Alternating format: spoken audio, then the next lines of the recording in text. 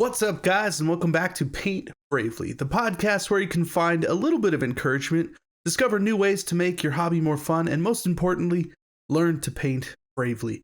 Now, today we have a bit of a grab bag episode. I may have said that last time. I don't remember. Doesn't really matter. Grab bag. We have all sorts of different topics. We're just gonna kind of quick fire away and see what happens. It's gonna be fun. So, Brent, what have you been up to since we talked? Okay, I want to say that I think some of these topics are good, though. Oh, you know. Not all. I didn't say crap bag of... You say grab bag. I don't want people to turn off immediately. Like, if we got a viewer retention time of 30 secones here, that's not great. I mean, a grab bag is different than just a crappy bag of topics. Like right? Like, okay, we have a plethora of good things to talk about. Is that better? Yeah, there you go. Okay. So I'm thinking about doing a new thing here, which is, if at all possible, lead off with like a really sick tip, like something useful to really hook our listeners, our viewers. So today's sick tip from Brent is, if you have a resin printer, one of the best ways to clean the FEP sheet at the bottom of the resin vat is with a playing card.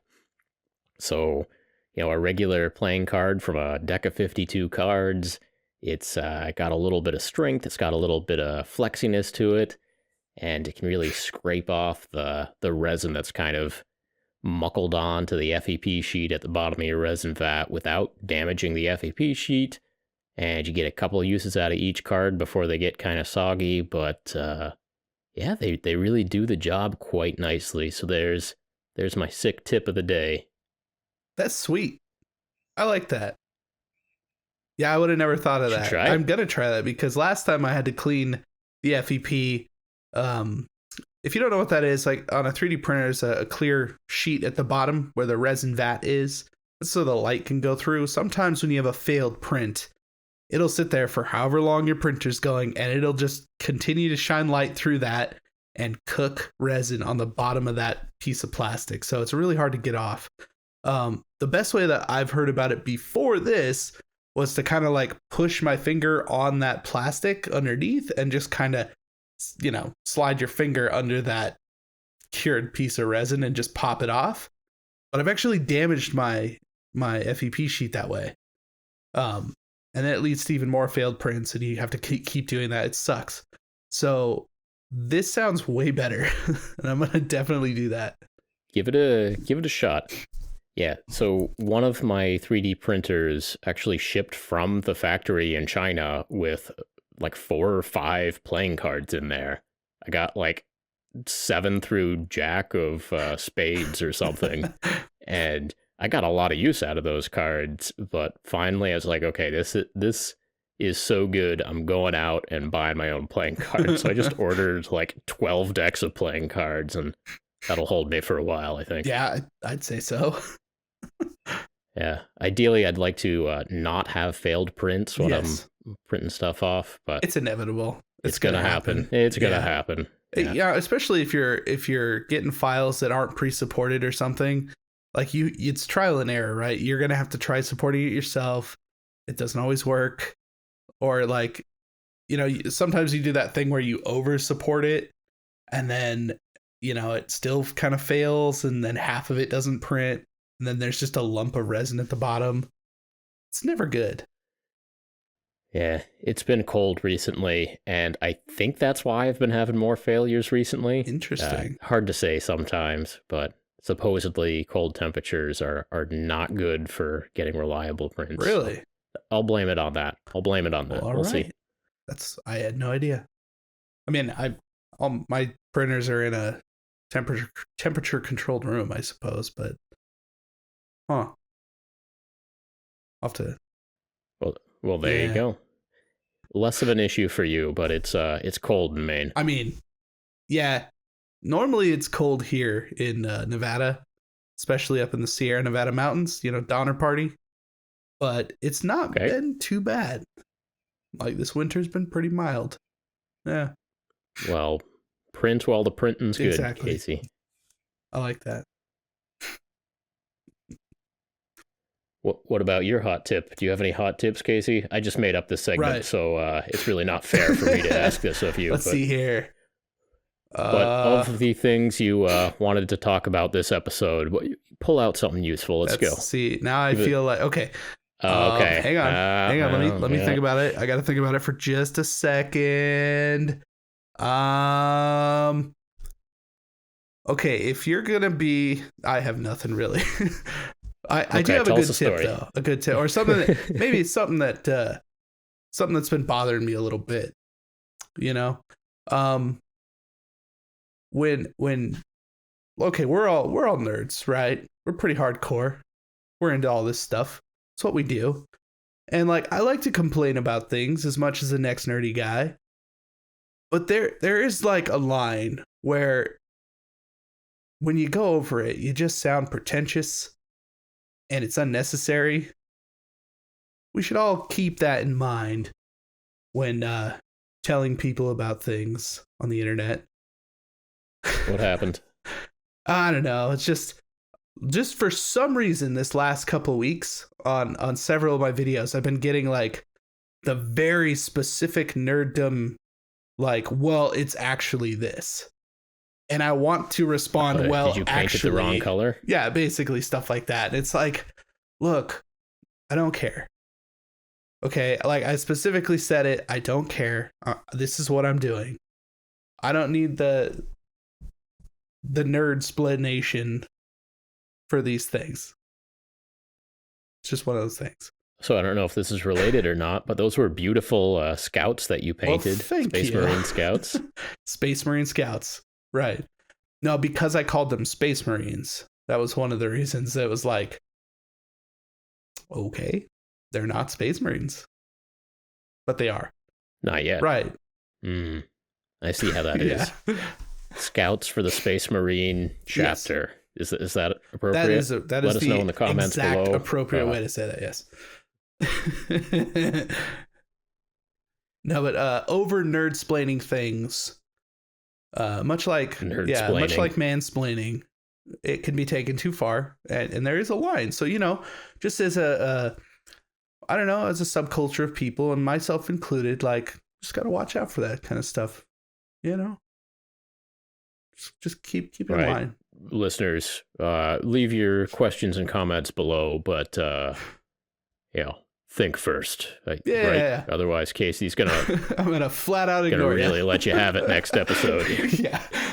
I mean, the worst thing that'll happen is I'll just ignore it, but you know, I don't know, you put me on the spot. That's all I had. Okay.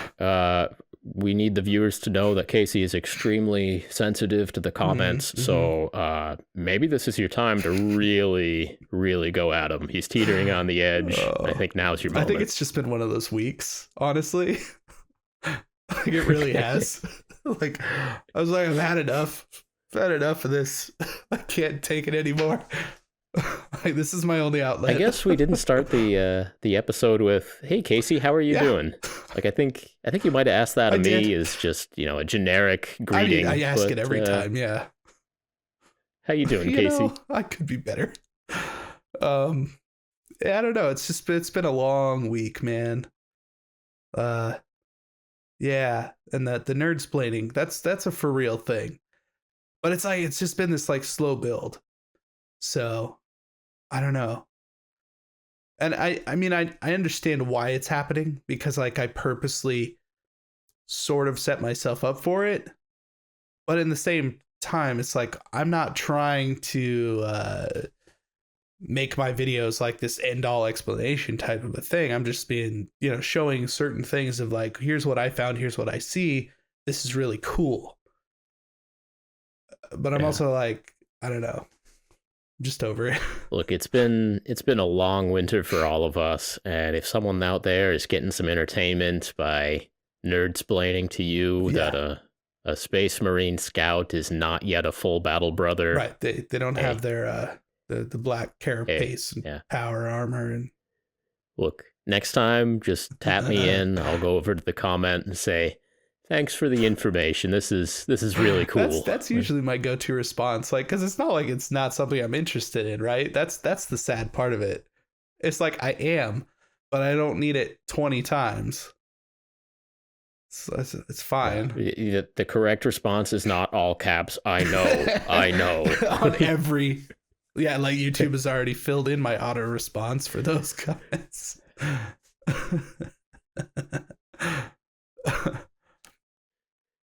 I know. Somehow this is my job. I know what a scout is. Yeah, I understand. I know. Okay. All right. So Casey is having a mixed week as far as I can tell. Yeah. Yeah. Look, I want the viewers to know that it may look like a normal situation where Goobertown Brent is sitting at his casting desk and everything is normal, but I want you to know that I have upgraded the cage that surrounds me. Yes. So one of the things I want to talk about this week is stuff I got in the mail this week.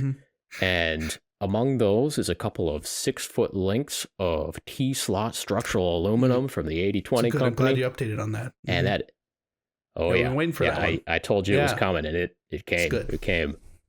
So really, really strengthened this up. And what I want to tell you is I got camera 3 up in the middle here. So that's going to be a thing in the future. We'll see.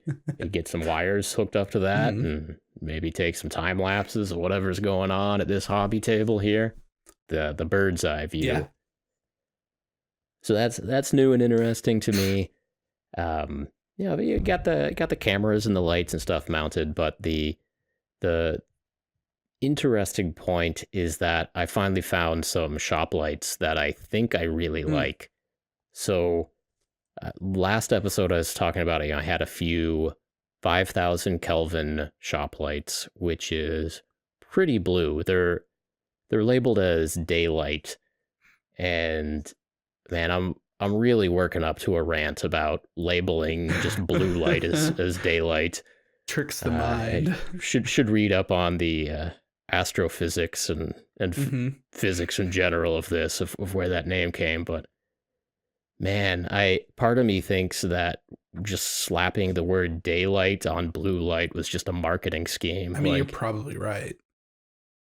Yeah. So where I'm going to end on this is that cool white, about 4,000 Kelvin, I think is a really nice color temperature for most things in life, but especially what we do at the hobby table of trying to paint and be working in light that closely mimics what you want to be around most of the time and how you want your models to be displayed, and really the kind of light that it would be great if your game store had or your game club or whatever. True. So yeah, where I'm coming down on all this is cool white, 4,000 Kelvin, nice. Anything 3,000 K, that's just crap yellow light. 5,000 K, that's crap blue light. I don't even know why they sell those. Cheap garage lights, okay, I guess. So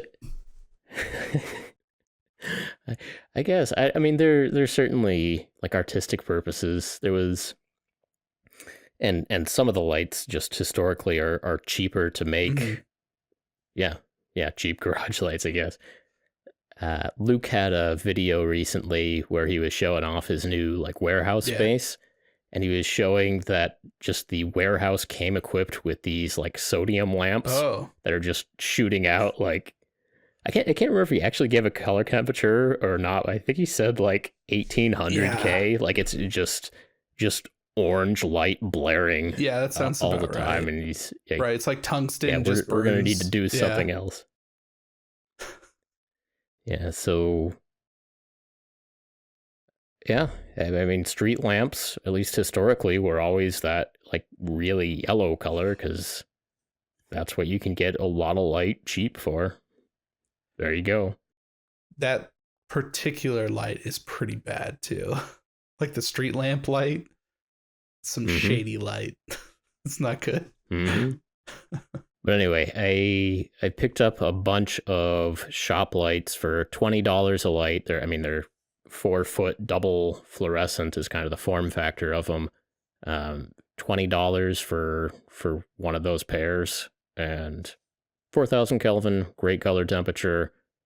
I'll let you know in a few weeks if I continue to be happy, but right now I'm lit up at a light that I'm really enjoying, and I think it's going to be good. Yeah, that's nice, man. I think having a good light source, and the consistency, right? Like all around consistency, especially for painting, is such a game changer.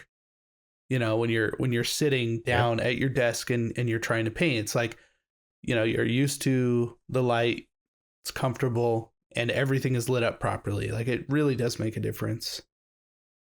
It's good stuff. So where I'm coming down right now is cool white. That's the name of what you want. Warm white? No, that means yellow. That's garbage. Yeah. Daylight, for some reason, that's what they call blue. Like, you want that cool white. Now, the words will trick you. You'll think, cool white, it's going to be blue. No, it's good light. It's good light. Good. So, now, I also saw an interesting light in one of your videos. Yeah? Yeah, you want to tell us about that, Casey? You talking about my portable, like, Edison bulbs? I guess I wouldn't even know what to call it. In my notes here, I wrote down Casey's hipster lights. Yeah, portable. Oh, Edison yeah, bulbs. there it is. They're actually just battery operated plastic, like, light bulbs. Okay. Yeah, but they look cool, and they bring a little bit of warmth. Because, like you said, like, the shop lights, you know, it's cool white, but it's still on the blue side of things. So having that, the light temperatures juxtaposed looks really cool in a video. Now, Uncle Adam does this. Obviously, he's got it blurred in the background, and that's kind of cool because tungsten lights, that Edison style light, looks nice. It has like a nice glow to it. Yeah, and maybe mine are a little up front, right there. It's a nice little accent. It's artistic. I thought so. Like, I just got them. I was just randomly shopping and I saw them and they were like on clearance for $1 or something, and I'm just like, oh, I'm gonna get some of these. So I picked a couple up, and like they've worked pretty good so far. And then Casey's next video, he has his glamour shot with the turntable and the finished minis on it. It looks cool. Yeah. But then just next to the turntable, he has this Edison bulb, two just giant glowing yellow light bulbs. Yeah. It's a nice little accent. And yeah. Until you really dig into it, like, why did Casey put that there? That's kind of silly, but it is 100% because I felt like that's what I needed to do in that moment. You know, like I had the light bulbs and I was kind of doing some slider shots and, you know, getting some of my filmography going, some of my nice cinematic B-roll. You know, in fact, the video before last was actually put out in 16:9. It's like not even a supported YouTube format, but it just looks so cool. You probably didn't even notice. That's the thing. That's the thing about all of this stuff, right? The little things that we all try and do. Like, most of it goes unnoticed. If you watch not last week's, or I should say when this video comes out, not yesterday's video, not the week before yesterday's video, but the week before that one. What model was in the video? Couldn't tell you.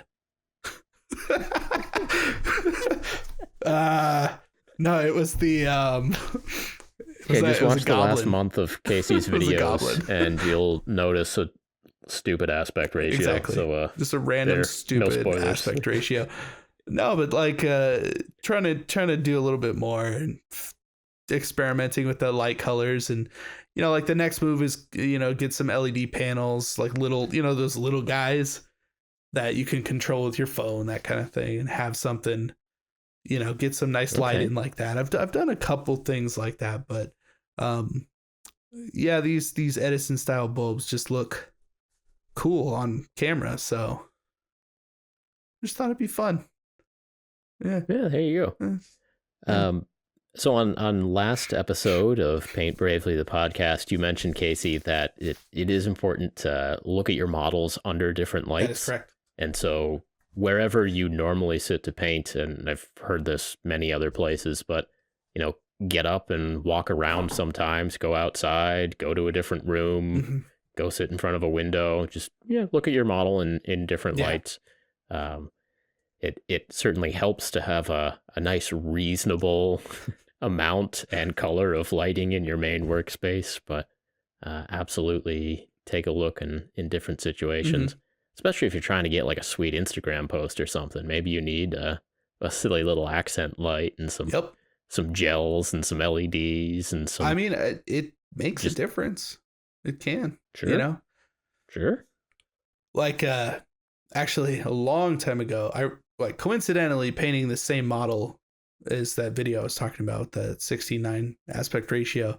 I had a blue gel over some LEDs, acting as like a moonlight kind of thing. And it's like the goblin in the moonlight sort of, and it has this like, it's shiny metal armor and it's reflecting. So you're getting that cool color bounce off of the actual paint. So it's reacting. It makes a cool picture. Like, it's great for Instagram. It's like, you don't have to use filters. You don't have to do anything fancy. It's just take a good picture, right? It helps. There you go. Yeah. That was my hot tip. Okay. Stolen from you, stolen from me. I got it. Perfect. We got there eventually, folks. Casey's hot tip of the day. We're not saying that it's going to be downhill from here, but if it is, at least we got that. Hey. It's whatever. Like, if you're painting at your desk right now, good for you. Yeah, what are you going to pull out your phone and stop the podcast? You want to find out what's going to happen next. Yeah. Exactly. Yeah. Don't you want to hear what I got in the mail like the next day of the week that might be tangentially related to your own hobby in life? We've only hit on Monday. What's happening Tuesday? So, did you get anything good in the mail, Casey? Actually, I did. And you probably see it on camera. I knew it. I did. I always get good stuff in the mail. Come on now. I got one of the Eldar, what are they, Wraith Knights or possibly Warlord? I don't even know what it's called. It's the big Bone tall Titan knight that is the Eldar knight. Is it plastic? Yeah. Okay. It's still like a 7 or 8 year old kit, I think. But it's a beefy, giant Eldar walker thing. Yeah. He's huge. Oh. It's big in my head. Yeah, I mean, it's the same size as like the knights, the normal ones. But yeah, I was perusing eBay as I do. And I came across a listing that just said worst Eldar knight ever. I'm not even kidding. It's like a YouTube title. Well, and that was that. Did you get like a really high res screenshot of that so that can be your your video screenshot? Right. That's the thing. Like, I'm thinking they were trolling me a little bit. Like, I have to imagine, at least on some level, they have either seen that video or heard about it, or there's some thing going on. And I'm looking at, I mean, it was crap too.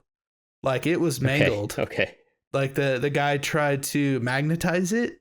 So there's just like green stuff, and they bored out holes in everything. And like, luckily he did end up managing to magnetize one arm, and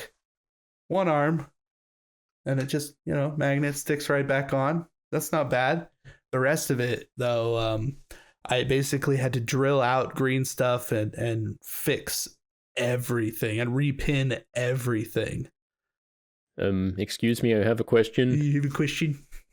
Do you have an alternate arm to put on in its place, or do you just have an arm that can come off and go back on? Literally, this model is completely glued together except for the one arm that is magnetized on that can pop off. I have no other arm. There were no other bits.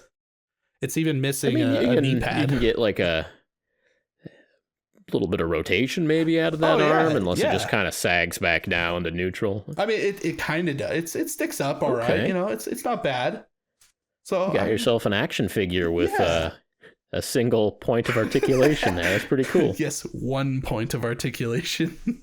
Yeah, not bad. Yeah, Not bad. but so I understand how, they were getting on with the worst night ever or whatever.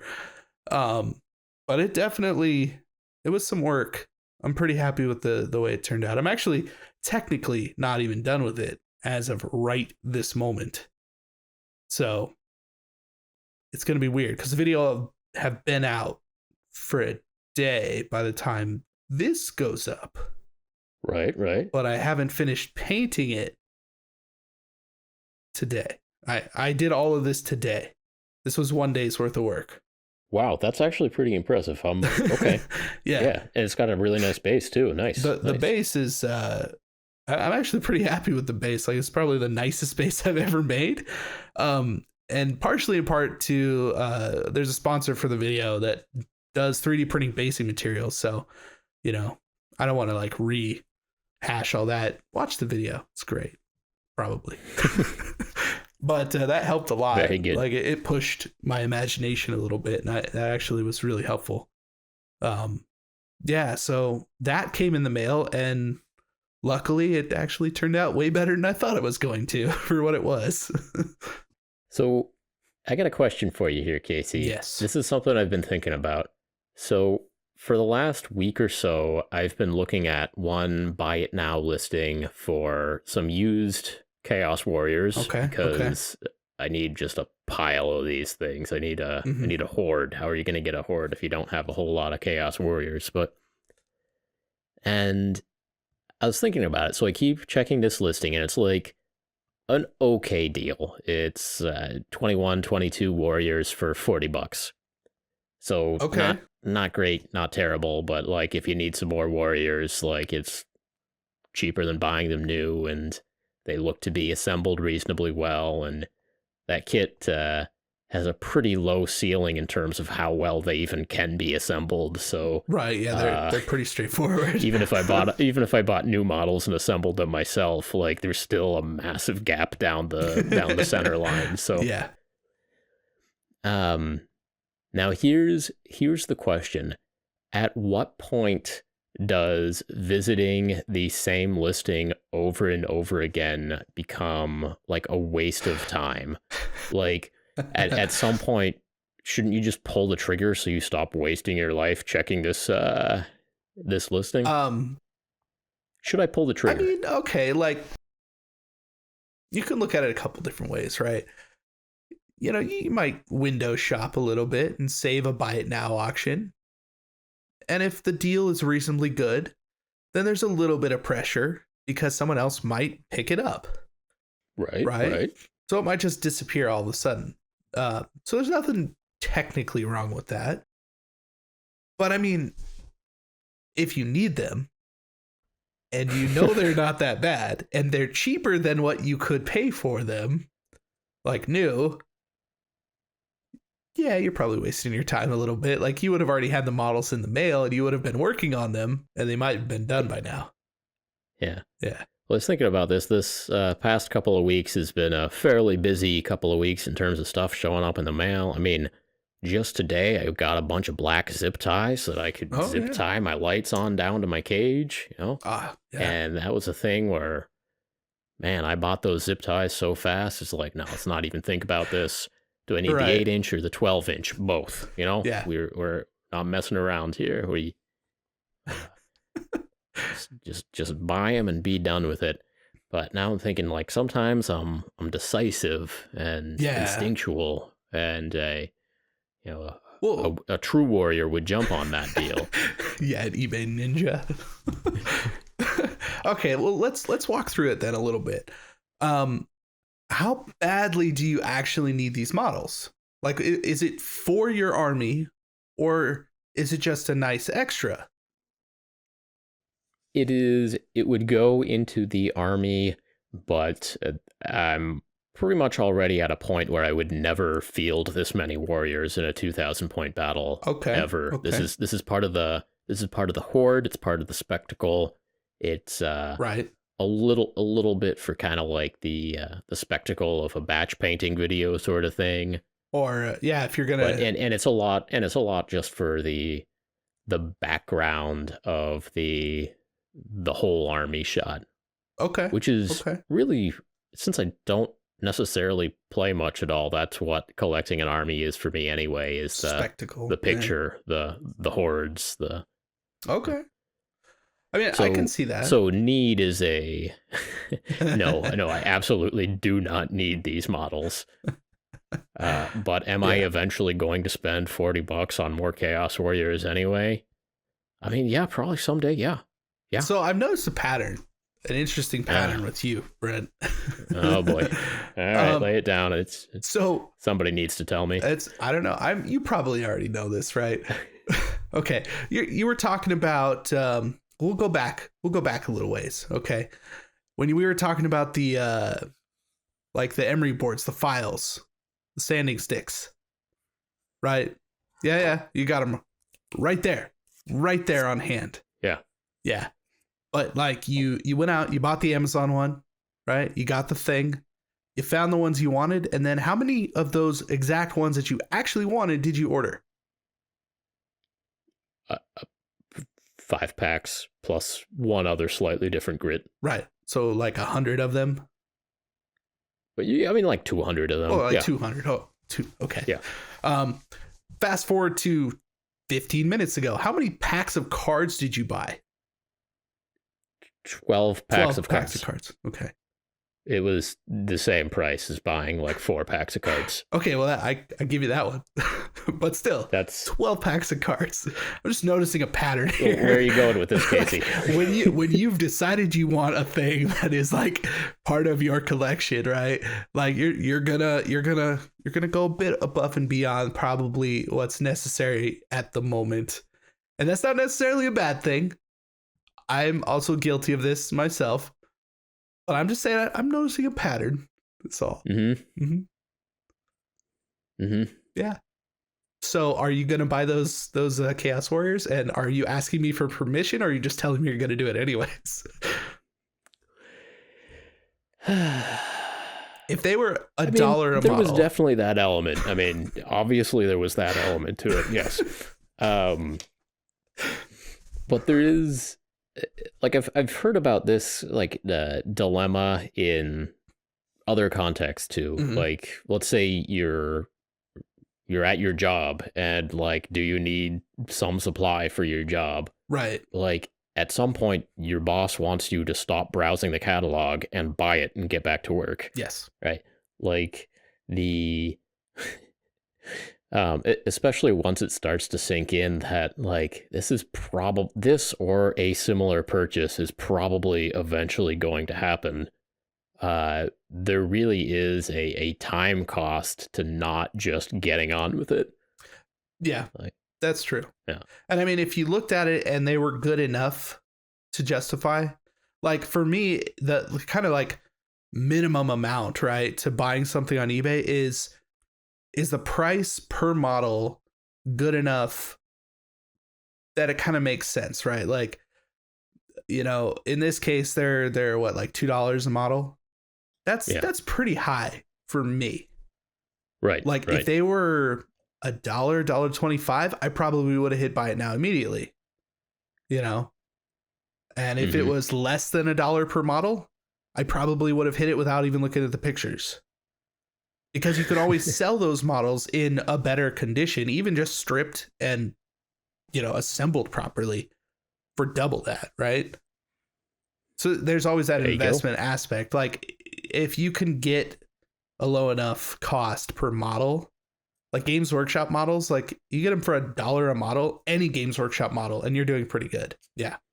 Why do you think I have so many Dark Eldar warriors?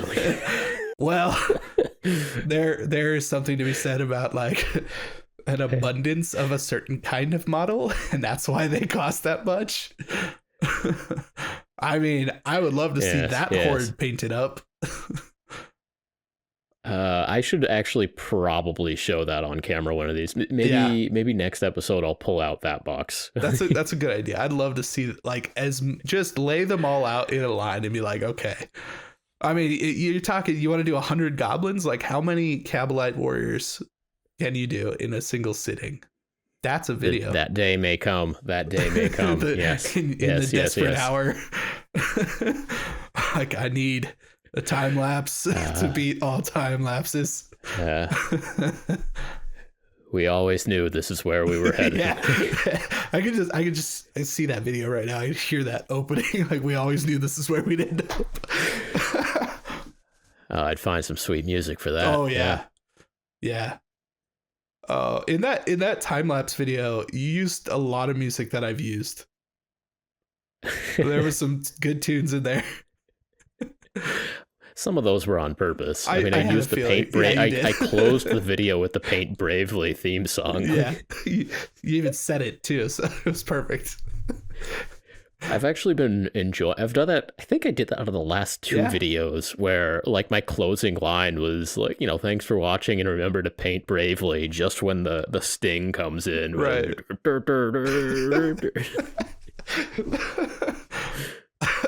Again, both of us not really ever pushing this podcast like at all. Right. Yeah. So you have partially shamed me for thinking of buying more Chaos Warriors, and I respect your advice. I don't necessarily. I'm not shaming you. Just trying to help you through a situation. Next episode, I'll let you know if whether or not they were in good condition when I got them. But yes, please. Like, if honestly, like if you think they're in decent condition, like if they're just troop models, right? They can't be that bad. Like for you to exactly spray down, fill in a few details, throw in a dip wash, and call it a day. Like, you've got 40 awesome models, right? Like, yeah, that's pretty good. Or spray paint, many. Dip, done. That's what they say. So, what about you, Casey? Are you looking at? Do you need me to give you permission for anything? Are you checking out any listings? Like, I can. I'm willing to help you out here. This is easy. This is no cost for me to give you some advice. I'm trying to think of, like, I've been watching a lot of random auctions. Like, I'm actually looking at like a Dark Eldar job lot right now, a bunch of busted models. But I know you got dibs on that. I know you got dibs, so I'm not gonna take that. No. I have purchased so many Dark Eldar job lots. Like, I have 2 job lot as Drubael Vect. Like, I'm good. Like, oh boy. Oh, as Drubael Vect, the raider with the like lord riding on the hovercraft with the slaves and the incubi with the capes, and yeah, it was a whole thing. It was a thing. Yeah. There's some things we just don't talk about. Actually, if as far as like permission, I've been looking at a lot of like lots, job lots, armies, pre-painted armies, because I've been looking at I just want to buy an army. I just want to buy an entire army that I can play, and it's painted, and I don't have to paint it.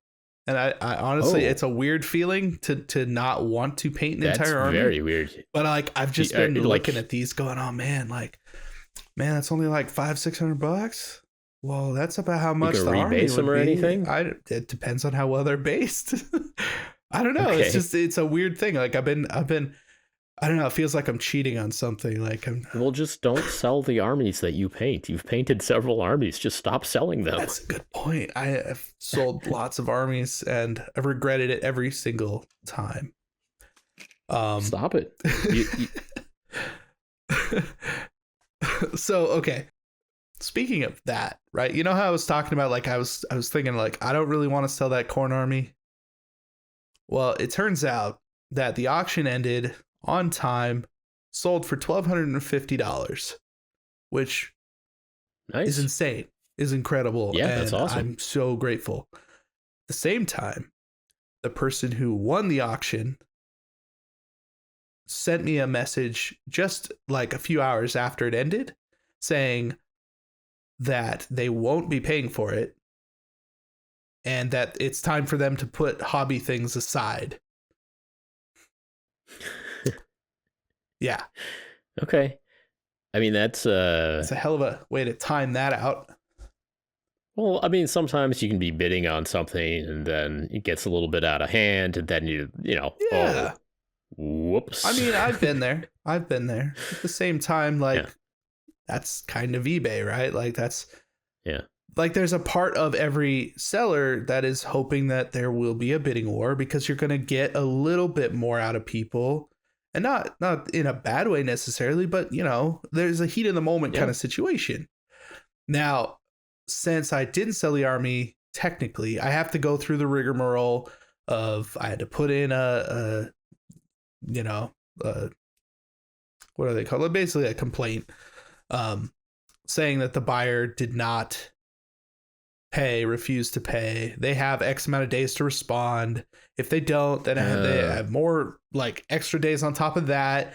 And then if I get to a certain point and they decide, yes, they decided not to pay, and now you can do these options. Like, I may be able to ask the other bidders down the line if they still want it, but I'm not sure. I thought that was an option like almost immediately. No. Is it not? No, I went through and I did some reading, and everything that I saw was like, no, you have to wait X amount of days, and it has to go through the resolution center before you can do that, because there has to be proof, right, that the other person is not going to pay. Because when you bid and when you're selling, there's that contract through eBay that says this is like, you have to do these, so you have to pay for this, or you have to send it to them, legally speaking, or else, your account can get shut down.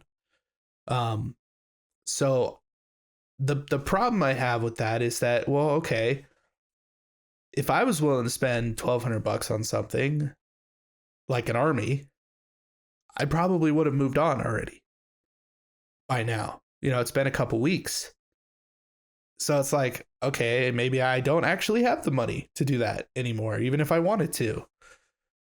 So all of a sudden that amount starts to dwindle. Now, if I were to just say, okay, I'm going to put it back up for auction, well, it's probably not going to get the same amount that it got before, because that in the moment bidding and auction thing isn't going on. The hype isn't there. Like, you don't have like a series of YouTube videos recently backing it up. I don't have a series of videos that it like totaled 800,000 or 900,000 views for one series of videos. That was the backbone to me selling this army on eBay, right? So, well, yeah, I feel like I got screwed. This may be fate giving you permission to have a corn army. It is very possible. I've also thought of that. Of course, I already boxed everything up. Well, hey, it's gonna be Christmas. You wrap it up. There you go. Give it to your wife for Chuck's calendar Valentine's Day. There you go. And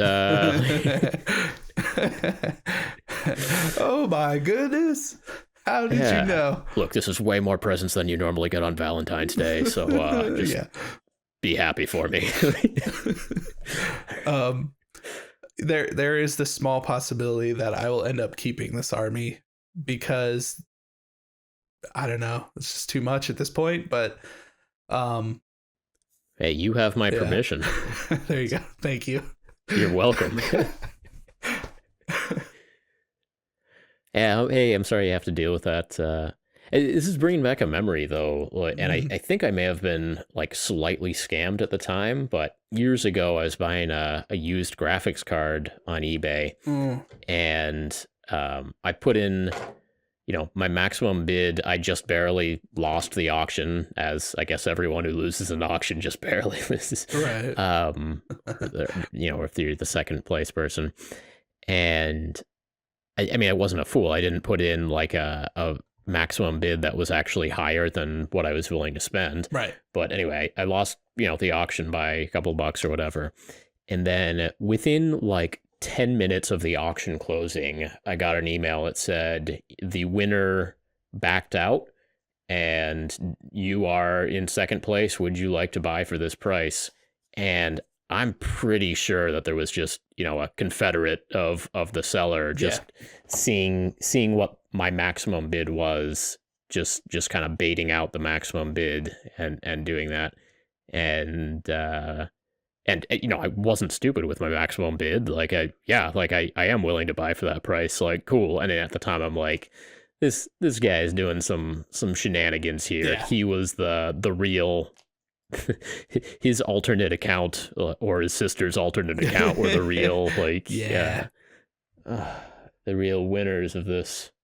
I'm pretty sure that's why they changed that idea, that they had to go to the resolution center instead. Yeah, I was saying that's why they I think that's why they changed it to where you had to go through the resolution center, because so that was just a common that people did a lot. Those are just a real common shenanigan. Yeah, I mean, even man, probably around the time you bought that card, I had a friend, he was selling magic cards on eBay, and we would do that. Like we'd bid on each other's stuff, and it would be like, oh, well, if we accidentally go too high, then we'll just retract yours and give it to the next person, just to get that bidding war going, right? Yeah, you know, and that was a long time ago. I've done that once on one of your like random minis, like just very early on like 6 days left in the bidding. I'm like, yeah, I'd pay $25 for that. Yeah, sure. Like, yeah. And I don't think I actually juiced the price that much, but and I'm sorry. Do you remember I feel bad about it. What? Do you remember what model it is that you bid on? I could probably tell you how much it went for. I don't know. I don't know. Man, I remember that happening. I can't remember what model it is. Whatever. Yeah, no, it went for a lot more than $25. Hey, you do good work. I appreciate it. Maybe I've just admitted to trying to juice prices, but to be fair, I definitely would have bought it if I won. But I mean, hey, it's for something I've thought $25, about before. Is should I bid just for fun here and like hope I don't win, but like it's kind of fun anyway. Right. That scene shows up in movies a lot, where someone's just trying to like get the bad guy to spend too much money at the auction. Oh yeah. Yeah. It's a good scene. It's a good scene. All right, eBay miniature rescues. Let's move on here. What else is going on? What else is going on? I'll do it. I'll do it. You got some stuff going on? Yeah, so here's another stuff going on. So we have here a 3D printed mini. Oh yeah. And this is from a Kickstarter that's going on right now. And basically I get alerts and notifications of upcoming Kickstarters basically constantly. Just in case, because if I'm able to spread the word about a cool product, like it's useful for everybody. And most of the time it's like, hey, that looks cool, but I'm behind on videos already. Right, like, I can't help you out. Sorry. But this is one where I'll at least give it a shout out. It's going to struggle because the name has 2 apostrophes in a one word, but it's Pawnarium. Pawn apostrophe A apostrophe Rium. And it's a set of 3D printed minis, but the gimmick here is that they're all busts. And so they're meant to be like playing pieces, and they're about the size of a regular, 28 millimeter mini, except it's just the chest on up. And so all of the proportions get to be much bigger. You're not, you don't have to put the height of the legs and everything in there. So what I have printed out here is a dwarf slayer, and the features you care about is his face and his sweet beard and his rings and everything are huge and look cool. Yeah. And somebody must have done this before, but this is the first time I had ever seen it, of 3D printed minis playing pieces where each mini is a bust. And for a lot of games, that's fine. Like an RPG or something. Like that's awesome. Like you're moving around little busts of the characters, and yeah, I just thought that was pretty cool. And I mean, they look nice. I mean, they don't necessarily look nicer than all the other great Kickstarters going on, and feel bad that I can't shout out all of them. But right, I thought this was pretty cool. It's a fun idea. So that's Pawnarium, and I just printed out 12 Dwarf Slayers because I'm thinking about doing another one of those stupid Monopoly board videos where I test out varnishes. So I like that. We'll see if that ever happens or not. But it might. But you got the busts now. I got the busts. I got the option. Yeah, that's pretty cool. I mean, I like that because obviously with a 3D printer you can scale it to however big or small you want. So yeah, like having a bust it's pretty handy. Like good practice in. Yeah. And I mean, they're all like fused to a base, and base seems to be about 32 millimeters. Maybe it's 35 millimeters. I don't know, but it's a Sure.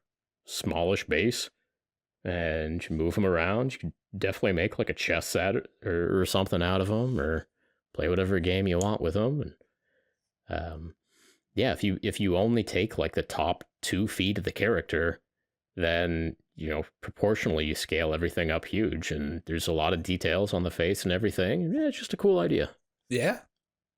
Hmm? I dig it. Mm-hmm. Of course, the prints came out like a little bit messed up because it's cold in my basement, but just a little lopsided, as previously mentioned. That's all right. It happens. Uh-huh. Yeah. I mean, I printed out a bunch of bases and different things, and like a little bit of warpage. That's fine. Yeah. It all works. Yeah. Of course, I'm thinking now I got to standardize this test. So the video I put out a couple months ago at this point, where I ate Funyuns and moved test models around a Monopoly board for hours. Yeah. That was actually a pretty good test of like the durability of the minis, because I just got my greasy hands picking up and moving and putting down minis over and over and over again, moving them around the Monopoly board. And the results showed that varnish actually helped to protect the mini. So I do want to do another test, which is gloss varnish versus no varnish versus matte varnish versus, and then what I've been taught to do is gloss varnish for like that hard shell. Yeah. And then you dull down the sheen of the mini with a little bit of matte varnish. And so I'm really curious to see if any of that actually holds up. So I'd be very curious to know about that. For that first video, I bought 2 big bags of Funyuns, and I've purposely been saving one of those bags of Funyuns. So I'm ready to go here. You might want to check the expiration on those Funyuns, man. I'm really impressed that I haven't just dug into those Funyuns yet. Like, I've been watching The Expanse. Like, just saw season 5, episode 10 of The Expanse. And I didn't even bust into those Funyuns. Like, that was a special moment. Like, that was... No spoilers. That could have been the excuse.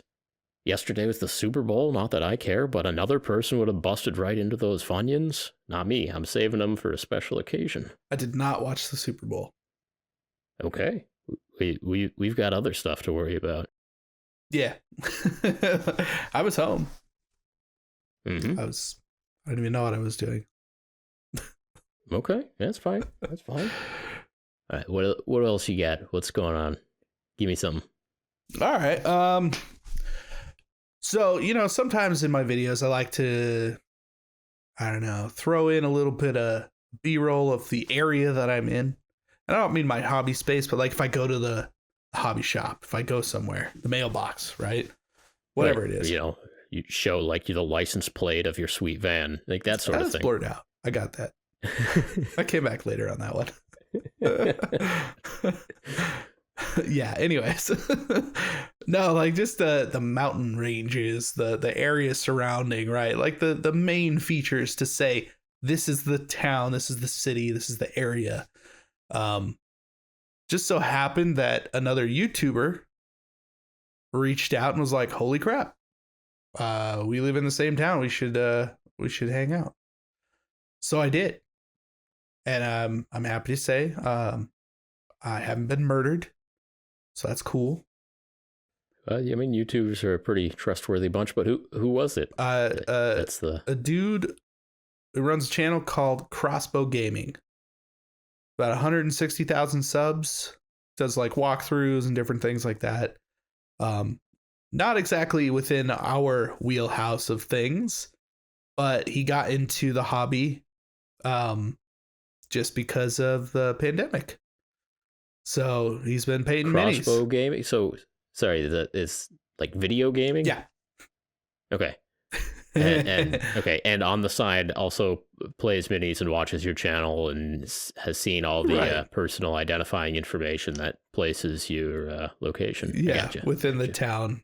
Well, the big one was like the aerial shots of Reno, Nevada, where I lived. Like, I had drone footage of downtown Reno. Okay. Yeah, I've been meaning to ask you about that. I'm surprised you hadn't so far. It's been like a month and a half. So actually I have two questions. Like, one, how's the healing going? Like, it's good. How you feeling? Yeah, it's good. It's good to go. I don't think you can see it. They can see it. You can't really see it. Nice. That's what matters. Yeah. Healing's good on the tattoo. That was a good time. Nice. Yeah, they said I wouldn't do it. I did it. That's awesome. You know, our viewers didn't get us those 10,000 likes. I noticed that. Well, we don't have 10,000 views on any of our videos, so... Right, so... You know, that seems kind of hard to get one without the other, but someday. It's true. The important thing is that you're willing to get a full sleeve orc tattoo. Oh, yeah. Well, in fact, I have plans for basically the next time I'm in Chicago. Okay. Already, like, started, so... Okay, so March 2022. Literally, right? I'm actually thinking of going like a couple days early and doing the session. Yeah, getting something big. Somebody offered, so yeah. Still got to figure out all the logistics, but you know, it's gonna happen.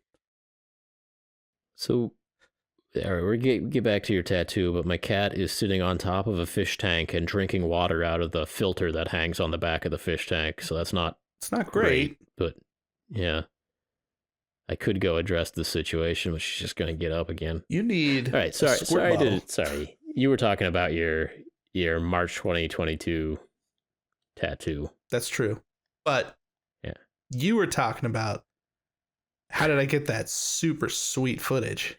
That was my second question for you. Yeah.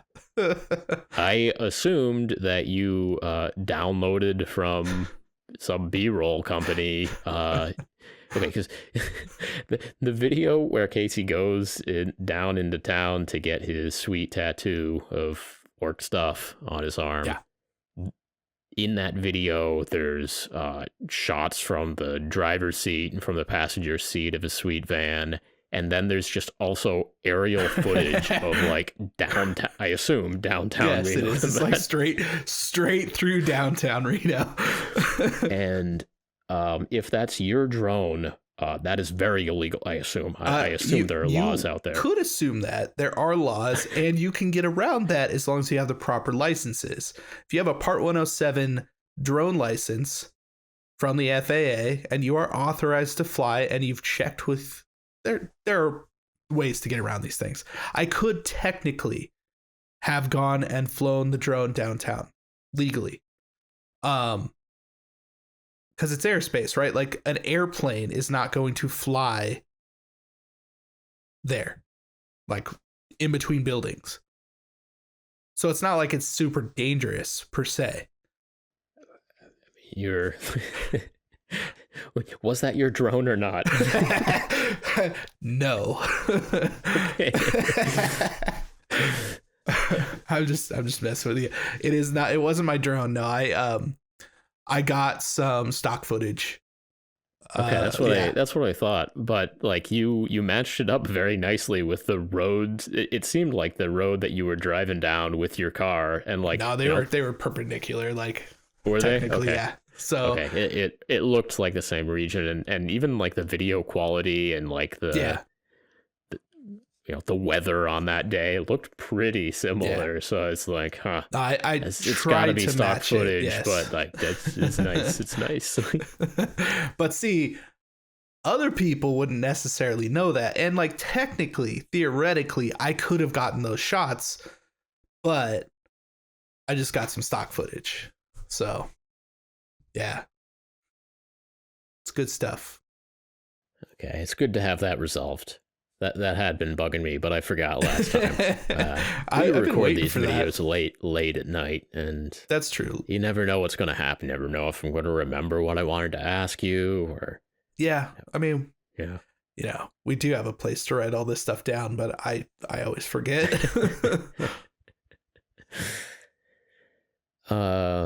Let's see. Oh, yeah. I left the house recently. Ooh. Can I tell the story about when I left the house recently? Yeah, I want to know. Okay, so there's a new GW release that I actually wanted. Normally I can have the willpower just to let most stuff slip by, but Kagra's Reavers or Ravagers or whatever came out. Yeah. This is the Underworlds warband of just 4 new Chaos Warriors, or 3 new Warriors and 1 Wizard. Yeah. Which is all good stuff to have if you're building a Slaves to Darkness army. Exactly. So it's just alternate sculpts and like really nice alternate sculpts. So I went out to my friendly local game store and bought the only copy of it they had, and then on my way back home, I stopped at the Warhammer store and bought 2 more copies, and so it was a pretty good outing. Yeah. Yeah. Getting those releases so no one else can. Yeah. Hey, given the local store's business isn't bad, but actually I was pleasantly surprised to see that my local game store actually had a lot of people in there, and so that was good to see. And they're real strict on making sure everybody has masks, and actually there were enough people in there that I had to wait a few minutes before going in and doing the shopping. Nice. So good all the way around. And actually one of the other customers in there recognized me and said hi. So hey Parker, how you doing? Nice. I don't know if they watch the podcast, listen to the podcast. I mean, they better. Yeah, that was kind of funny because I figured at a game store where both of us are at the point where it is possible that someone will recognize us and say hi, but I was wearing a mask and everything, so I figured it'd be less likely. But then again, I also have like a lot of hair hanging down on the other side of my head, so maybe the back of the head is recognizable too. I mean, I dare to say 2 foot red hair, like it's pretty recognizable. You look familiar. Yeah, like out of the people that I've ever met in my whole life. Yeah. And then I went to the Warhammer store, and this is like a really weird peeve that I've been developing, but the manager of the Warhammer store does not ever recognize me, which I am starting to think is kind of funny. That's a peeve. Like you're like, well, because I mean, it's a really weird situation to start to be recognized in. I mean, not that a game store is super public, but like, no, but it's starting to be recognized more and more often. But I haven't gone to this Warhammer store too many times, but the guy has never shown a hint of recognition. Like there was a time when like another customer in the store like recognized me and talked to me for a little while. Yeah.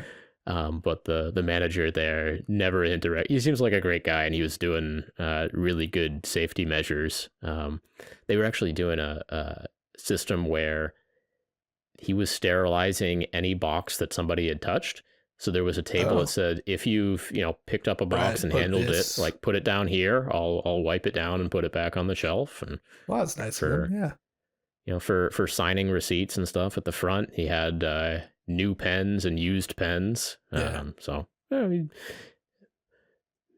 Perfectly friendly guy too. It's just this really weird little peeve. Like you just on your way somewhere and you're like, I'm gonna make a detour.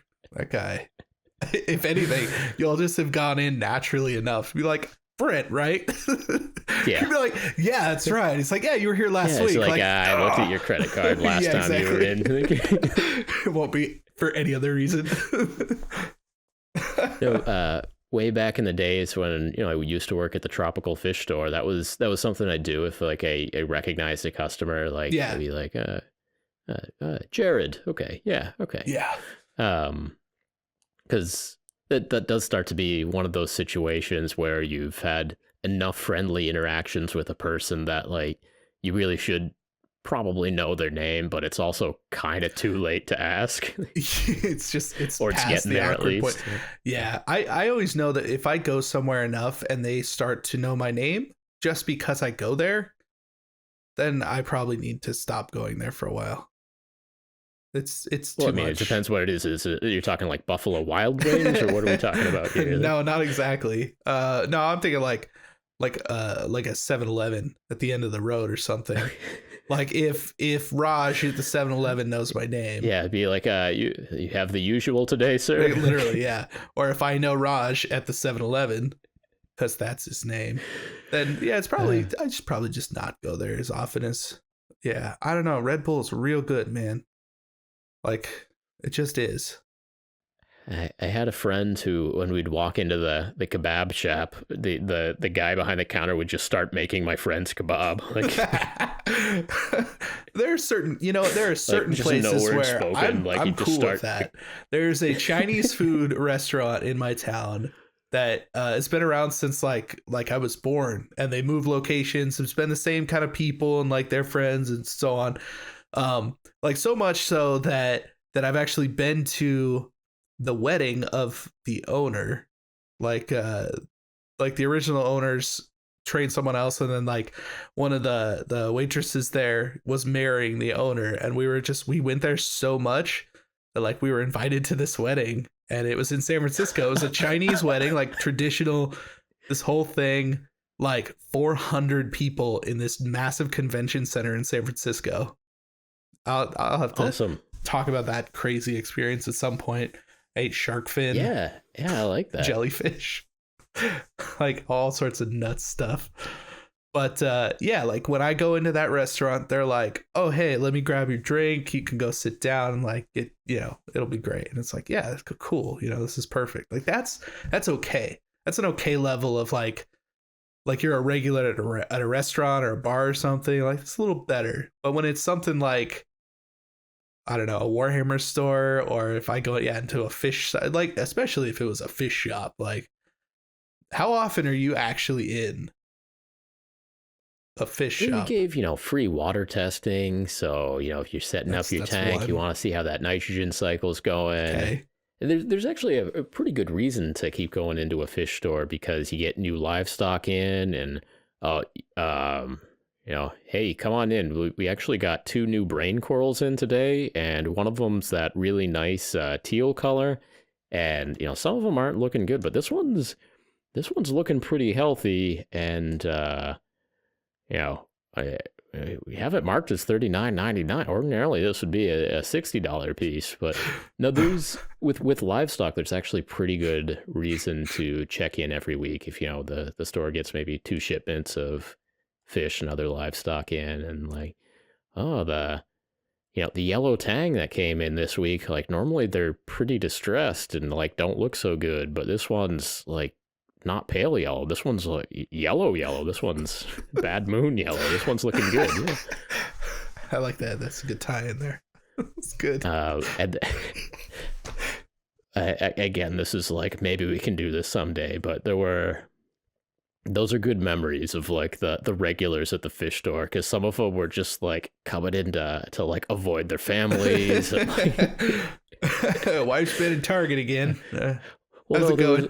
I remember one guy who's like, I can't remember if it was, I don't think it was Valentine's Day. I think it was like his wedding anniversary. Oh no. And he's coming in, it's after his work. It's like, 5:30, maybe 6 in the evening of his wedding anniversary. He's like, so I didn't get anything. What should I do? Oh no. And my coworker, who was a couple of years older than me, is like, okay, you need to go to the grocery store and buy a bouquet of flowers. And either, like, okay, like here's the minimum things you need to do. And also stop looking at those fish. Go do this now. Yeah. That's pretty great. I mean, that's a nice interaction. Like if you're trusting enough to be like, oh, I got some problems. I need help. What do I do? Yeah. I could see that. Yeah, there were good times. Like one time, like the repo man came to the store after like one of our best customers, like apparently had been committing serious fraud, and like we already like confiscated and sold, auctioned off all his cameras and stuff, but like here's all the stuff from his fish tanks. What can you get with him? We're like, I'll give you 10%. I don't know. Oh wow. But that's a whole different hobby. That's not painting bravely at all. Like, no. we gotta keep it together. I was talking about Kagra's Ravagers. Okay. Yeah, so this is the new Underworlds warband, and there's the opportunity in this set to make a Slambo proxy. So right, Slambo was an old classic mini, and then like a retro classic mini a few years ago. It's just a goofy looking chaos warrior who has 2 axes held out to the side. He looks kind of silly looking, but within that one box, Underworlds box, you do a head swap and then swap one of the weapons, and you got something that looks like a modern Slambo. And I'm painting him up green like the box art from the one from a few years back, and it's a fun little project, Yeah. So that's what I'm working on. So left the house, got 3 boxes of Kagra's reavers, and then like an absolute boss, I came back home, I opened up 3 boxes, I stacked the sprues, sorted the sprues out, and then just assembled 3 Kagras, 3 whatever. Yeah. Just chained those right out, got all 12 assembled at once, and very efficient, very good. Very nice. Mm-hmm, I like that. Yeah. But yeah, there was definitely that situation where I bought that first box and I was heading back home, and do I stop at the Warhammer store and buy 2 more boxes? I mean, what would Casey let me? Yeah, Casey would let me. Yeah, I mean, I would. I don't even need to call him and ask for permission. He'd let me. I mean, look, any time you want to go into the Warhammer store just to see if that dude will recognize you. Yeah. You just go right ahead. I know how it is. Well, because you're right. Eventually, just as a manager, they'll recognize you from the store, and they'll, start to be like, hey, hey, buddy, hey, chief, how's it going? Yeah. It's yeah, exactly.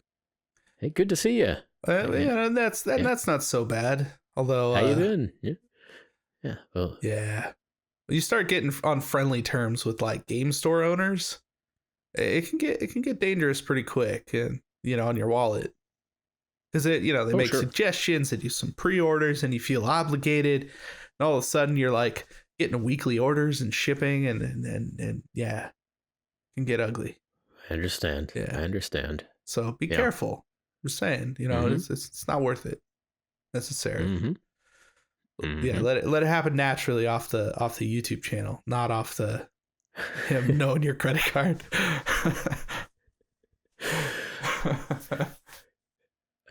And man, it I don't know what it says about me that it does slightly bug me that a man whose job is supposedly Warhammer doesn't recognize old Goobertown. I mean, I was wearing a mask. We were both wearing masks. But like I said, that hair, there's no way.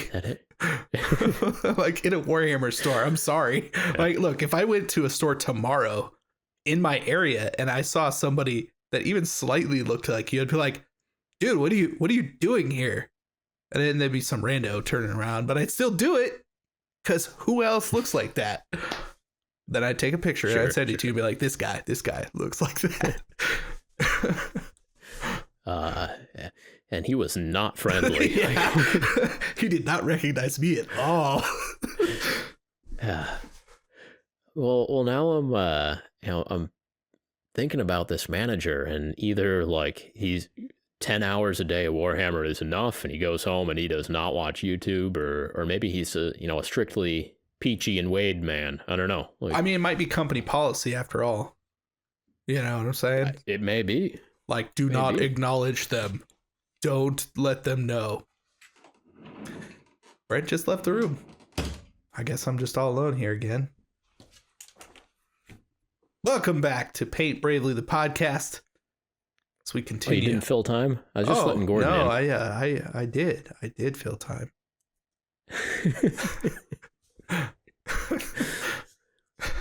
All right. You got something for us, Casey, or do you want me to just keep talking about my days? They run into each other, my days. I know what you mean. No, what was I gonna say? I was talking about old crossbow game in there. Yeah, we went and Oh yeah. yeah. What was that? I know. We just keep getting in these deeper levels, say rabbit holes. But yeah, we went and got some beer, some pulled pork, and then I traded him some fancy beer. Went to the store. Oh, that just reminds me of a good story. Maybe it's not a good story, but it's certainly entertaining. I'll let you know. Yeah, All right. let's hear it. Well, so I was threatened. My life was threatened not that long ago. It's a good start. Not really threatened. On the internet? Oh, no, in real life. In person. My life's been threatened on the internet plenty of times. I'm fine. No, like I was getting beer, and we have stores in Reno that sell like craft beers, local beers, that kind of thing. They carry them in stock in the cold section, which is kind of cool. It's nice to have. So I'm going in like because well, his name's Bo from Crossbow Gaming, so makes sense, right? I know. So I was trading him some beer for some Indomitus Necrons because he had some leftovers. He built a sweet Necron army, like a full 2,000 points, but didn't use some of the stuff in the Indomitus box. So I was like, give him some nice beers, a couple of packs of whatever, and he'll give you the models, right? So, that's what we did. But I was going in to get the beer, and there were a couple of dudes who at first I was like, they kind of seem homeless, and I was like, no, that's mean. Like, don't say things like, I'm just like in my head, right? This inner monologue, I'm like, that's mean, because they kind of looked a little dirty, but they were like wearing matching socks, these two dudes. And they look kind of like maybe they're just like, like long distance bike riders or something. You know how those guys, like they'll go cross country on a bike. They've been out. What were their socks pulled up to their knees or what? Like, Yeah. how are you noticing their socks? Yeah, Okay. I should have mentioned that. It's a weird way to wear a sock, for sure. Thanks for pointing it out. It's a real like Sherlock Holmes stuff. Like, yeah. I noticed one of them had a scuff on his left foot. Vin Diesel and Triple X, like the waitress would never be wearing high heels. Like, yeah, right. It's don't even start. Don't even start with that crap. Oh my god. Yeah, so like they had these socks that were pulled up and they're like bright pink, okay, and they had like designs on them, so I just assumed they were some kind of like runner sock or whatever. And I'm like berating myself on the inside as I'm walking to get beer, and I'm walking next to them, like I'm going to go behind them in the aisle, and one of them kind of stands up because they're looking at alcohol on the bottom shelf. Yeah. And then he like stands up and like almost backs into me, and I'm like, oh, I'm sorry, excuse me, like I didn't mean to, whatever, like trying to be polite. And the other dude gets up and just starts like cussing me out and saying he's gonna like beat my face in. Like, I'm okay. And so I just like go around and like just keep going, and it's like grabbed a couple of beers and on my way. It was just like, oh, all right, okay. And then on my way out, the obligatory like shopping cart filled with stuff, and they had like this little cat in there and all their stuff. It was like they were obviously homeless, and it was just like, holy crap. Okay. So that happened on my way to go have some lunch with Bo. Yeah, I mean, I don't know what the homeless population is like in Reno, but okay. Yeah. At least they have matching socks. Yeah. But that happened. It happened. I'm glad you're okay. Yeah, I didn't get hit. Thing. I didn't get struck. No. Yeah. But I was just like, as soon as that happened, I'm just like, that's why I don't leave my house. Damn it. like, of course this happens to me. Like, right. It's like go do anything in public. Like, I'm gonna go hang out with somebody. Like, yeah. This is why we don't leave the house. Right. Yeah. That's kind of what it felt like. It's like, it's not good. But yeah, no, I made it, and it was a good time. And I think we're gonna try and get some games in, because he's new into like 40K. I don't know crap about 40K, so we're just gonna try and figure it out. Yeah, Nice. it was good. Maybe, yeah. I mean, other video game YouTubers have got into tabletop and gone in that direction a little bit. So Yeah. hey, It was just nice to more like the meet merrier. up with somebody who also does the YouTube thing. You know, Yep. it's like, it's one thing that, you know, we talk through Discord, we talk online and all this stuff, but then I don't know, it's just different. It's different being like face to face. It's been, you know, over a year, or almost a year now, right? It's February now. It is February. It's been forever. Oh. Of course, I go out and almost get, you know, my ass kicked. Yeah, you're rusty. You'll get better. I didn't even do anything. I feel bad. It's like, I said I'm sorry. I didn't mean to, like, You're the groundhog that got yelled at by the homeless man and gonna go back inside for 6 more weeks. Yeah, pretty much. Yeah. Unfortunately, like, the homeless population in Reno is pretty large. And we've got like all these good programs going. And I guess it's helped over the pandemic, and it's gotten better, but like it's gotten worse for everything else. I don't know. So yeah, I suppose it's just something. Well, I'm glad you're okay, Casey. Yeah. That's the important thing. Good. All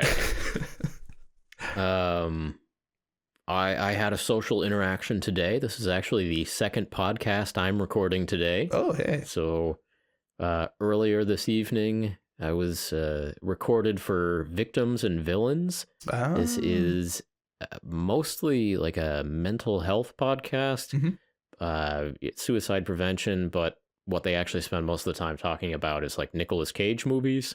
So it's kind of like they talk about movies and like a little bit of social things going on in the movies, and mental health kind of connections and stuff. So they had a review of the Mandalorian series from point of view of like a counselor, and talking about old Grogu's well-being, and whether he has any choice in the various guardians he has during that show, and was it actually cool for person A to just kind of give him to person B at the end of that one episode? And all right, no spoilers. I thought it was a little awkward. Should have had more of a choice, but but I think we're gonna find out more information too. But you know, it felt awkward. But anyway, so it's a podcast mostly just jabbering about movies and stuff. But one of the guys who runs this podcast saw that Paint and Plastic YouTube documentary that we talked about. Yeah. Documentary that we talked about a little. And I actually said it during the recording. I swear I said it. Documentary. You're killing me, man. Yeah. So, but anyway, they put together a little panel, and so it was me and Kenny from Next Level Painting, and Scott from Miniac, and we all got together for an hour to talk about the hobby and mental health ramifications of it, and very nice. So yeah, we had a little YouTuber panel. So that's cool. It was fun. Of course, talked to both of those guys before, but not often enough. So it's good. Good to have a little bit of a gab with them. And I don't know when that episode is released, but again, the podcast is Victims and Villains. Check it out. They talk about lots of different movies and stuff, but they're also recently on a real kick of Nicolas Cage. One of the hosts got it into their mind that this is a lifelong dream to just go through all of Nick Cage's filmography and just really hash it out. Yeah. So they got new stuff, they got old stuff. I listened to a little bit of their episode on National Treasure. Oh boy. Maybe it's time for a review of that one. I don't know. I mean, hey, if you want to take 20 minutes to just break down a Nick Cage movie with me, I'll do that anytime. Maybe once we start getting past 2 hours on one of these podcasts, it just switches into just like a book club. Like we have both watched a particular movie during the last week for the purpose of being like the 3rd hour of this heinous podcast. Let me lay this out there then. If, and I mean if, not necessarily when, but if possibly we have a Patreon in the future, that could easily be our extra content. Like, it's just straight up book club. Like, I mean, watch we'll a do thing. it whether we get paid or not. Oh, I know. But if there was ever a reason to actually follow through and do that on a regular basis, there are some movies you'd have to pay me for. But correct. But yeah, while we're painting bravely, we're just rewatching Sean Bean's performance in National Treasure 1. Right. I mean, if you want to look at a career, right? Yeah, they should have just branched off at this point and just followed Sean Bean. Yeah, for sure. That also would have been good. Well, anyway, that podcast has been going for a while, Victims and Villains, and they are clearly set up for many, many years in the future with that particular rabbit hole. Well, it's not showing any signs of slowing down anytime soon, is it? Yeah, okay, getting back to painting here. Also in the mail, I got liquid gold from Vallejo in the mail, and that is pretty good. It is the alcohol-based or alcohol-soluble metallic paint, and it is, I think, the best looking true metallic paint that I've ever used. It's a little tricky to work with because it's not water soluble, and you got to clean your brush with alcohol and everything, and the paint's a bit runny and stuff. But if you want to just make a big flat bunch of metal and you don't have an airbrush, if you have an airbrush, you can put on decent layers of true metallic paint. But if you're just using a brush, this alcohol-based stuff, liquid gold and liquid silver, actually pretty good. I haven't used it a whole bunch, but it showed up in one video recently, and so far so good. Yeah. I also just actually got a bottle of liquid gold, and I used it on like a little tiny spot on a model just to test it out. Since it was such a small spot, I can't exactly make a judgment right away. But in my, like I said, small test, I actually think that the Vallejo metal color feels better. And is less of an issue. But again, more testing needs to be done. It did look nice, but I think just because it's alcohol based, like it's such a pain to go through the motions. Yeah, I've got, at this point, I have like a little dropper bottle with alcohol at my hobby desk. And so just, get out a few drops of that, put it in a pallet. There you go. Just straight up alcohol. A squirty bottle. Yeah. Perfect. And I actually have a memory from very early on in my hobby days of when I was in, high school or maybe even middle school, that my bottle of Testor's enamel gold and like the enamels from Testor's for the metallics were way better than the GW stuff at that point. Oh, yeah. Again, very annoying to use because you have to have mineral spirits or whatever to clean your brush. Yeah. But nice, smooth, shiny metallics. And that's something I would like to revisit again someday soon. Some Testor's all metallics. My Testors. Yeah.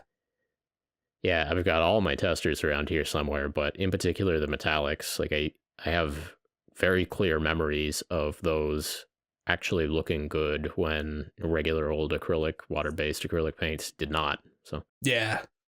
Whew. Something to think about for sure. Yeah, because Testor still sells all their paints. Like, I don't know how they're still in business. Well, there's A tabletop inquirer I was just gonna say joke that, about yes. testers the other day. I thought it was so good. Like, testers discourages yet another young hobbyist from ever painting another model. Look, if you want to paint bravely, like that's about as brave as you can get, because like there's no good reason to use testers paints on GW models. Like through an airbrush. Oh, I'm gonna do it as like a stupid YouTube challenge. Is like it's that's the whole thing. It's an interesting question. Like I'm curious with my slightly refined skills nowadays as a fully grown and mostly functional adult, if I can make testers do anything good on a real model. So Testers does sell some pretty awesome enamel washes, and I use them still. There's a really nice like Testors rust enamel wash. Yeah, that's good stuff. And even their black one is really good. It's kind of like the Tamiya panel liner that a lot of people use, that I use. But it comes in a big fat bottle for like $1.50 because it's Testers. So yeah, like they still have some good stuff. It looked good. Yeah. But it's Testers. Look, maybe in some future episode, I'll talk about the time that came in the mail for me, and I tried it out. And you reached out to Testers. It was good. Yeah. They sent you their entire line. That's not a bad idea. I don't know if Testers is with the times. Like if that actually would be an interesting talk. Is like, okay, so this week I emailed Testers and asked if they knew what YouTube was. And you got a text document back. Yeah. They asked me for my fax number. Yeah. Hey, there you go. Yeah, because that's something. I mean, I just don't know. I honestly don't understand like at all how they're still around. But I don't know. Maybe I'm answering my own question just because it's like I say that and then I say, but they have these enamel washes, or like I literally right next to me is a bottle of Testor's Dull Coat. Mm-hmm. So obviously I'm keeping them in business. Yeah. I mean, I am curious about model trains. Someday I will take a dabble in model trains and see if any of the techniques and materials that we use actually cross over, or if for some weird reason, like tiny bottles of oil paint are actually really useful for model trains. So who knows? Last year for my dad's birthday, I bought a crap train car, an HO scale train car on eBay. Mm-hmm. I repainted it, did some cool stuff to it, and I gave it to him as a birthday present because he is a train guy. And we are currently getting ready to build like a very large train set and do all of the terrain and printing and everything, all the stuff. Oh yeah. So I want to feature that on my channel in some aspect. I'm not sure how yet. Sure. Because a lot of the stuff is old, it's used, it's all over the place. Who knows how that's going to work, but I'm definitely, I mean, I used all the same stuff to paint that train car, and it worked just how you would think it would. Yeah, I mean, I'm really curious to know how that goes. One, that sounds fun. Yeah. I would love to see how that goes and learn more about that stuff. But yeah, I'm also really curious to see if just something clicks into place. You're like, oh, it'd be perfect here. Like a tiny little glass bottle of oil paint. Like that would be perfect for like if you had enough mineral spirits. Or I guess that's whatever they cut the enamel stuff with. It's not actually mineral spirits, because that'll screw up your Testor's paints if you cut it with mineral spirits. So whatever their stuff is, some kind of alcohol or I don't know, but just some other paint thinner. You could make a lot of washes. Oh, you could absolutely make a lot of washes. Yeah. So I could see that. like weathering and different colors and different things. So, you know, I don't know. It's definitely worth something. Maybe you should do some science videos. Yeah. And just let us know. Because like you could take your Monopoly board idea and just be like, look, I covered this entire thing in Testor's black. Like it's indestructible. Yeah. There's gotta be a use. There's gotta be. And it's boggling my mind that being that this is sort of our job, that we still don't know what the use of little glass bottles of Testor's paint is. But I mean, there's gotta be one. I knew a car guy, right? He did model cars, and all he had was Testors. And there you go. I assume that he just airbrushed it all on because it's like high gloss. It looks like a car, right? So like I could see that. Okay. You know? Okay. And since Testors is so big on their varnishes, like that dull coat, man, it knocks out that shine. Like it will dull anything. So I could see that, like, well, yeah, we got to counteract our own shiny enamel paints, right? So like their formula is spot on.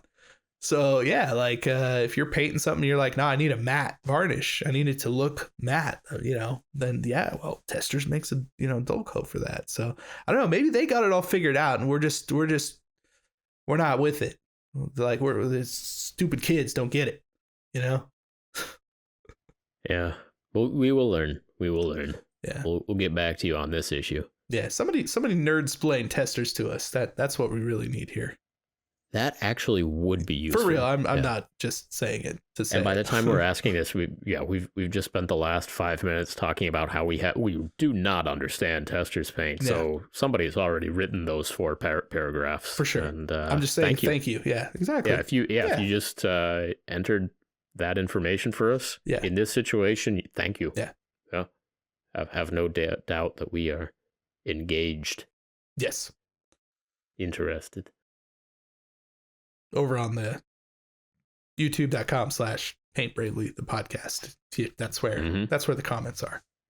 Yeah, if you're listening on your phone, better get on over to the YouTube channel. Yeah. That's where it's at. All kinds of fun stuff happens over here. Yeah. I'd say so. Yeah, I got one last thing here, and I really don't even know how to process it, but hit me with it. You know, my phone buzzed earlier today and told me I had, you know, the Marauders that I ordered from Games Workshop. So I, you know, went outside to pick up that box, but there were 2 boxes, and there was also a 3D printer that I did not order on my step, and thank you, Elegoo. I got a Neptune 2 FDM printer now. So what are you even gonna do with that? If any of their sales reps reached out to me about that, I have no memory of it. So hey, you know, a good opportunity to check out FDM printing. It's I'm really glad it was an FDM printer though, because I have said yes too many times to companies saying, would you like to check out a resin printer? And I'm full up on resin printers. I've learned what there is to learn about right, pretty much all the resin printers being quite similar to one another. I mean, if not literally the exact same thing. Yeah. in some cases, yeah, and there are, you know, minor differences between brands, and the form factor varies a little bit, and there is kind of a new generation coming out with the mono screen, so there's a little bit of difference there, but for the most part, like I am capable of printing a resin mini right now, right? But yeah, if I had just checked my mail and there was just another resin printer sitting on my, again, like I am in a unique situation here, but, and I'm sure it sounds strange, if not infuriating, for me to be complaining about printers showing up on my doorstep. But if there was just another resin printer there that I did not ask for, I would be upset, but I'm actually kind of happy that there was just an FDM printer there. So we'll see how that goes. But like, yeah, I mean, I don't know what you're gonna print with it. Like, I think ships like pirate ships. And is that what you? I am expecting that like the detail will disappoint me, and like I'll get angry at the layer lines and stuff. I'm fully expecting that, but I don't even know how big the build plate is on this. But I don't know how you like, can't. Skies of Sordain, like that Kickstarter with their like airships and stuff. Maybe I'll try one of those, or some pirate ship. Or those are all maybe FDM. Just like a well, they're all larger scale models that might be more appropriate. Like anything more like terrain sized, in my opinion, probably is a better value proposition for FDM. I've seen some good houses. Yeah, try something like that. But I don't know. That was just one of those things. Like, look outside my door, like, oh no, just big Elgu logo. You're like, what did you do? Oh no. At first it was fun to get these on my doorstep, but like now I hope like tomorrow there's not like two more from yeah, somebody will have heard this and be like, oh, he didn't send it back. Another like big, he might use from it. China like sticker on it. Yeah. Elugu's just betting that you're gonna be like, oh, FDM. Like, I'll try that out for free. Yeah.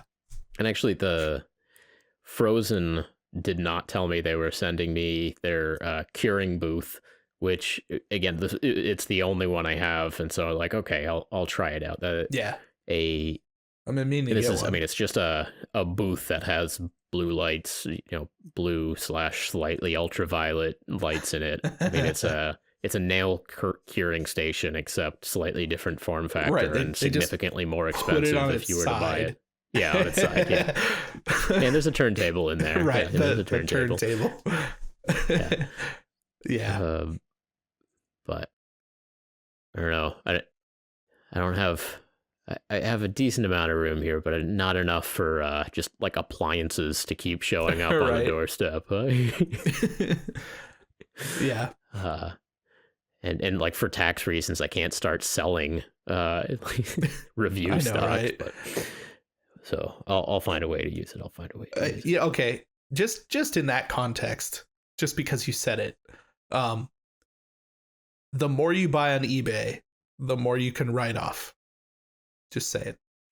Sure. Thank you. Hey, that's that's the permission I needed right there. Thank you, Casey. I've gone nuts this year. Yeah.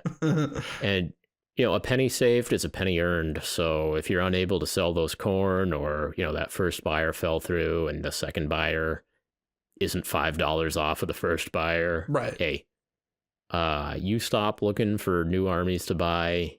You already have your army. They're just loving that army. I mean, at this point, I haven't seen it in a while. I'd open it and unbox it and be probably pretty happy with it. Laid it all out, be like, oh yeah, look at that one. Right. Or hey, keep it in your cellar until Christmas. Maybe wrap it up now. Oh yeah. And then save it for yourself. And that could be big. It could be big, but. Listeners at home, within reason, treat yourself. Yeah. I give you permission to pull that trigger on eBay. Yeah, it's a good call. I like it. Yeah, sometimes we just need something to paint. Casey, why don't you maybe lead us out here? We'll call it an evening. Call it an evening. Well, on that, what should I say? Terrible disappointment. There you go. Thank you for joining us on another episode of Paint Bravely. If you enjoyed this podcast, please help us out by leaving us a review on iTunes, subscribing to the YouTube channel, and sharing this message with your hobby friends. As always, we appreciate each and every one of you for listening, and we will talk to you next time. Thanks, everyone. Talk to you next time.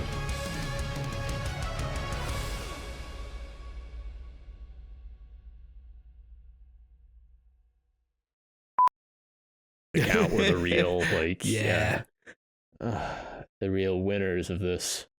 I'm pretty sure that's why they changed that idea, that they had to go to the resolution center instead. Cat not only rubbed against the camera, but like pointed at the fish tank. So. Oh man, I hope that fish tank was at least a 20-galloner. I hate for that to go exactly off. A 20-galloner. That's you got the 30 inches by 12 inches. By 12. Oh, thank God for that.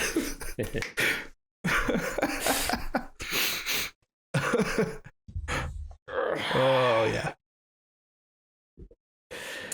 Oh, Snuffles. Oh boy. Someone coming in? No, the cat was playing with the cord on a camera. Just thought you were getting robbed, that's all.